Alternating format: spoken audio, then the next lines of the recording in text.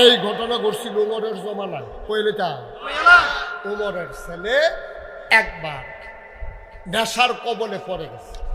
উনি বুঝে নাই এটা খাইলে যে নেশা হয়ে যায়, তো এটা খাইছে পরে উমরের ছেলের নেশা হয়ে গেছে। এই খবর উমরের কানে আইসা পড়ছে। উমর তখন অর্ধ পৃথিবীর প্রেসিডেন্ট। সুবহানাল্লাহ কইতেন না? এই মিষ্টি কুমড়াটারে একটা কূপ দিয়া 2 ভাগ করলে অর্ধেকটার প্রেসিডেন্ট ছিলেন উমর। 31 লক্ষ বর্গ মাইল স্থলভাগের প্রেসিডেন্ট ছিলেন উমর। জলভাগ সহ অর্ধেকটা পৃথিবীর প্রেসিডেন্ট ছিলেন উমর। এই উমরের কানে খবর আইছে আপনার ফুতে নেশা করছে, আপনার ফুতে। উমর কয় তারে বান্দা নিয়ে আস। সে ছিল অন্য জায়গায়, তারে বান্দা আনছে, নামাজের আজান দিছে। ওমর কয় তারে মসজিদে নববীর পায়ার লোকে বান্দা রাখো, পিলারের সাথে বান্দা রাখো, আমি নামাজটা পড়ে আসতেছি। খেয়াল করেন, বানান না, কথা না, গল্প না। তাকে মসজিদে নববীর খুঁটির সাথে বাঁধো দড়ি দিয়ে বেঁধে রাখা হলো। নামাজ শেষ হলো। ওমর আসলেন মসজিদের বারান্দায়। সবাই কানাঘুষা করতেছে, উমর এত কড়া শাসক, আজ যে দেখা যাবে কড়া কই যায়। ফুতের উপরে বিচার হয়েছে তো, অহনে দেখা যাবে নিজের উপরে বিচার হইলে কি বিচার করে আজ যে আমরা মদিনার মানুষ দেখতাম চাই। ওমরের কানে এই কথাগুলোও ঢুকছে। ওমর কোনো শব্দ করলেন না, কোনো প্রতিবাদ করলেন না, কাউকে কোনো কিছু বোঝালেন না। ওমর বললেন জল্লাদ কই? জল্লাদ বলেন লব্বাই ইয়া আমিরুল মুমিনিন। হে ওমর, এই যে জল্লাদ হাজির, চামড়ার চাবুক নিয়ে আসো। মদ পান করলে 80 দৌড়া। কয় দৌড়া? কথা বলো, কয় দৌড়া? আবার উমর বললেন তার কাপড়গুলো খুলো, গায়ের কাপড়গুলো খুলে ফেলো। পিঠের পাঞ্জাবি খুলে ফেলা হলো। ওমর বললেন তাকে দৌড়া মারা শুরু করো। উমর নিচের দিকে তাকিয়ে আছে। চতুর্পার্শ্বে পিন পতন, নিস্তব্ধতা, একটা শব্দ করার সাহস কারো নাই। পর্দার আড়াল থেকে ওমরের স্ত্রী, ওই বাচ্চার মা বসে বসে কাঁদতেছেন। আমার ছেলে ইচ্ছাত করে পিটা মারে। এবার উমরের ছেলে তো জল্লাদ যখন ফিটা দেয় এমনি ন্যায় জুড়ে খিসে আসতে। নমুনা যে ধরে মনে করে ভাই ঢালাইব কি ওমরে দেখ কালাইছে। ওয়াহেদ ইসনা সালাসা, 3টা গন্যা লাইছে। ওমরকে চুপ, বন্ধ করো, চাবুক পড়া বন্ধ করা হলো। ওমর বলল চাবুকটা আমার কাছে। সুবহানাল্লাহ বলবেন না? আপনি ইসলামের কিছু বুঝছেন? আপনি ইসলাম নিয়ে মস্কারা করেন, আপনি আলেম ওলামারা নিয়ে টিটকারি মারেন। আমি মুশতাক ফয়েজি ইসলামকে হয়তো ধারণ করতে পারি নাই, কিন্তু ইসলামকে যারা ধারণ করেছে, আল্লাহর ইসলামের ভিতরে যেই পরিপূর্ণতা আছে, পৃথিবীর কোনো ধর্ম, কোনো রাষ্ট্র ব্যবস্থা, কোনো ভদ্রতা, সভ্যতা, কোনো জায়গায় এই পরিপূর্ণতা নাই। ঠিক কিনা বলো? আমারই দিয়ে ওনারই দিয়ে ইসলাম যাচাই করলে হবে না তো।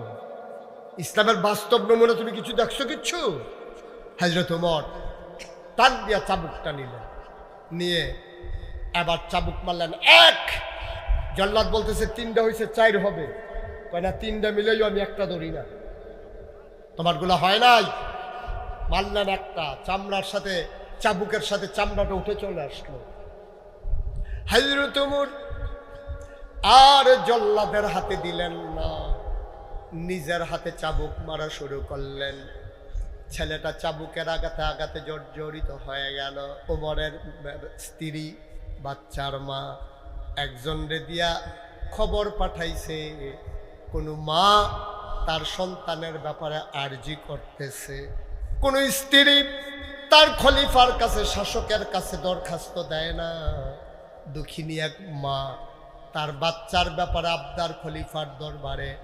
খলিফা যদি বাচ্চাটাকে ছেড়ে দেয় আর যদি বাকি চাবুকগুলা না মারে, তাইলে প্রতিটা চাবুকের বিনিময়ে আমি একটা করে কি বলে সদকা দিয়ে দেব, একটা করে ছাগল আমি সদকা করে দেব, যদি বাকি পিঠাগুলা মাফ করে দেওয়া হয়। ওমর নিচের দিকে তাকাইয়া ঘর ঘর করে বললেন, এখানে বলে দাও কোনো মহিলার কোনো কথা নাই, আমি কোনো মহিলার ছেলেকে শাস্তি দিতেছি না, আমি শাস্তি দিতেছি আল্লাহর এক পাপী বান্দাকে। বাপ বাপ বাবা, একটা বর্ণনা এসেছে সবগুলো আঘাতের আগেই ছেলেটা মারা গেল, এখনো কয়েকটা দৌড়া বাকি রয়ে গেছে। ওমর চিন্তা করলেন এখন কি করা যায়, আমি তো হুকুমটা পালন করতে পারলাম না, 80টা দৌড়া তো দিতে পারলাম না। ওমর বলল তাকে কবরে শোয়াও, বাচ্চাকে কবরে ঘুম পাড়ানো হলো। ওমর চাবুকটা নিয়ে বাকি দৌড়াগুলা কবরের উপরে মারলেন, আল্লাহকে সাক্ষী রেখে বললেন মাওলা ও রব্বে কারীম, আমি তোমার একটা নাখান্দা গোলাম, আমার উপরে তুমি শাসনের ক্ষমতা দিয়েছ, কিয়ামতের ময়দানে আমি যেন আটকে না যাই। আমি যতগুলা পেরেছি জীবিত অবস্থায় তার পিঠে মেরেছি, বাকিগুলা তার কবরের উপরে মারলাম, আমাকে মাফ করে দিও।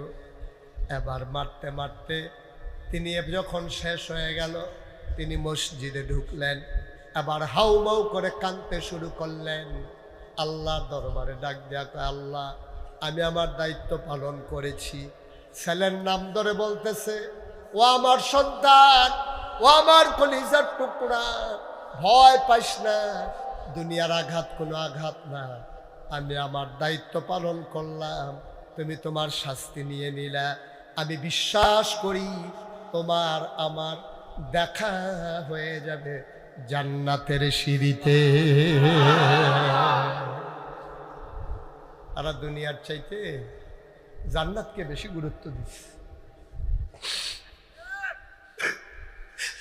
তারা দুনিয়ার চাইতে জান্নাতের দাম দিছে বেশি আব্বা। আর আমরা দুনিয়া নিয়ে পাগল হয়ে গেছি।